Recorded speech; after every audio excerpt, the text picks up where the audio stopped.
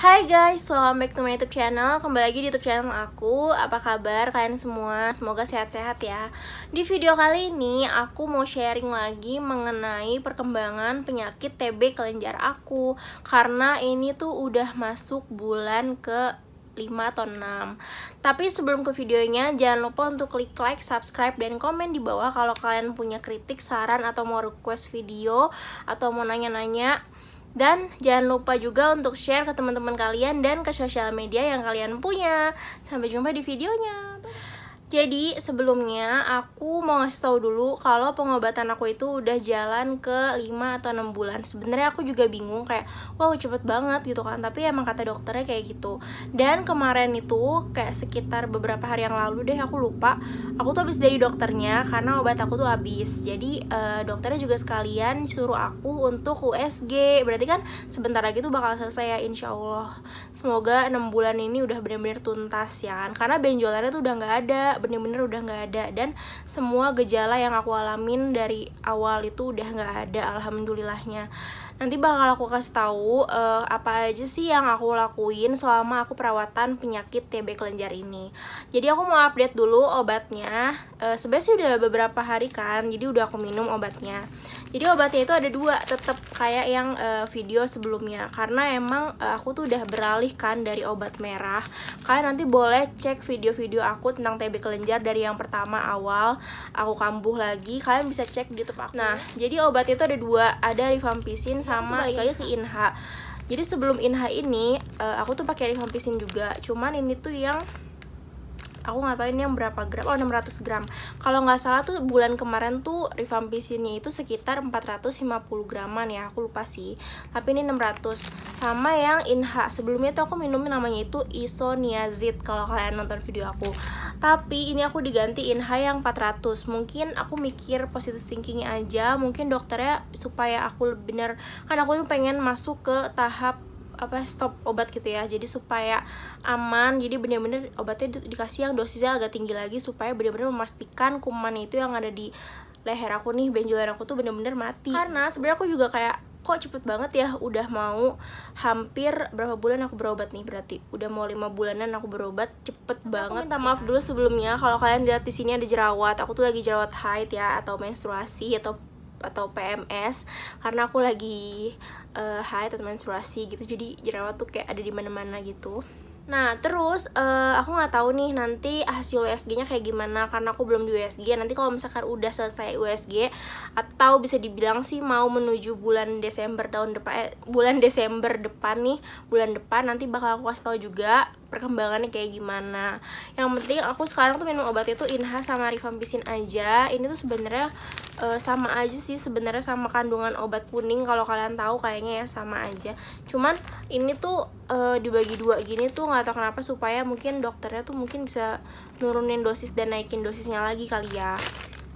Nah untuk USG-nya aku dikasih surat kayak rujukan gitu sama dokternya, bukan rujukan sih, iya sih bener ya rujukan ya, dari dokternya gitu, supaya nanti aku tinggal pergi ke radiologi dan langsung di USG. Jadi namanya USG-nya itu di sini namanya USG coli ya.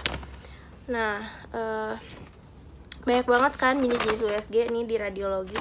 Aku tuh dari kemarin emang USG-nya tuh namanya USG coli. Harga USG-nya itu sekitar ya 800.000 atau 700.000, aku lupa, pokoknya sekitar segituan. Aku kira juga bakalan lebih murah kan, taunya malah USG-nya aja tuh mahal gitu. Padahal sama aja gitu kayak USG orang hamil, sama-sama cuman diiniin doang, apa sih, diraba-raba gitu doang sih. Nah sekarang kita masuk ke apa aja sih yang aku jaga selama aku menjalani perawatan pengobatan TB. Jadi pertama yang paling aku jaga itu adalah makanan ya. Sebenarnya pas kemarin aku check up ke dokternya juga, dokternya tuh juga bilang, aku kan nanya ya pertamanya, dok nanti kalau misalkan emang udah sembuh total bakal bisa kambuh lagi atau enggak, bakal muncul lagi atau enggak. Dan dokternya tuh ngejawab kayak tergantung makanan yang kita makan. Berarti kan dari makanan juga ya. Maksud aku bingung sih sebenarnya sama dokternya. Pas awal aku berobat tuh aku nanya sama dokternya pantangan makannya tuh apa, dan dokternya tuh jawab nggak ada kan. Dan tapi emang aku tuh dari jawaban dokter itu aku nggak ambil mentah-mentah, aku tetap jaga makan sendiri gitu.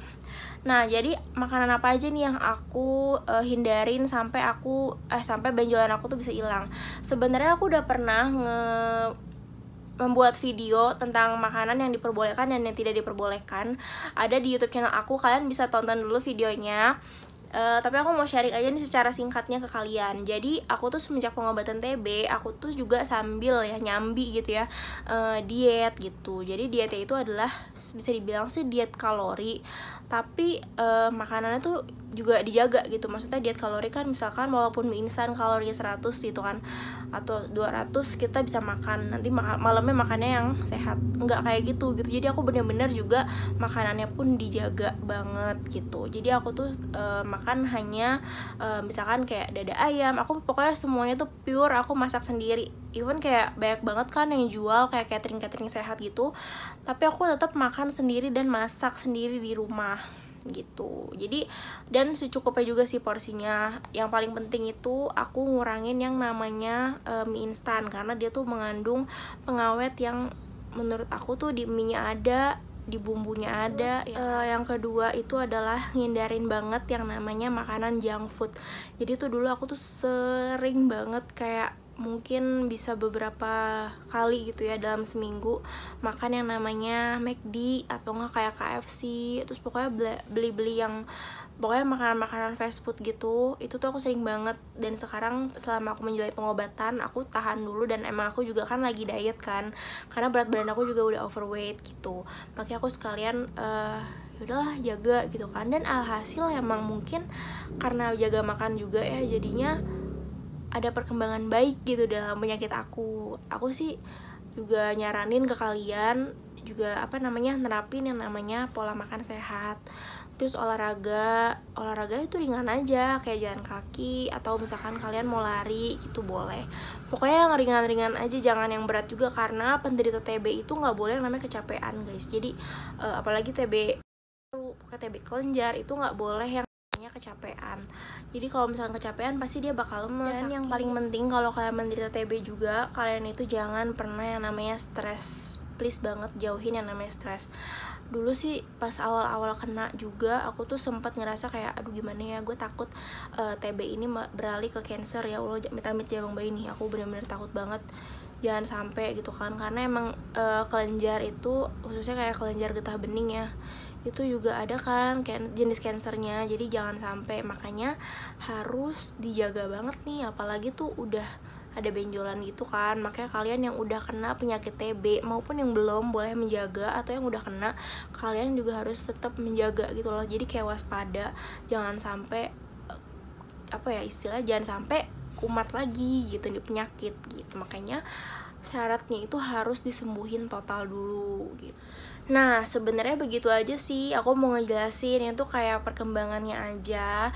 Nanti kalau misalkan aku udah selesai USG dan hasilnya kayak gimana, atau ada omongan dari dokter tuh kayak gimana, aku bakal sampein juga ke kalian, supaya kalian yang sakit juga bisa termotivasi, bisa semangat, bisa tahu info-infonya. Mungkin di daerah kalian tuh kalian hanya berobat misalkan di puskesmas yang susah banget untuk pergi nemuin dokter yang spesialis gitu. Nanti aku bakal share insya Allah kayak misalkan info-infonya yang aku dapetin kayak gitu.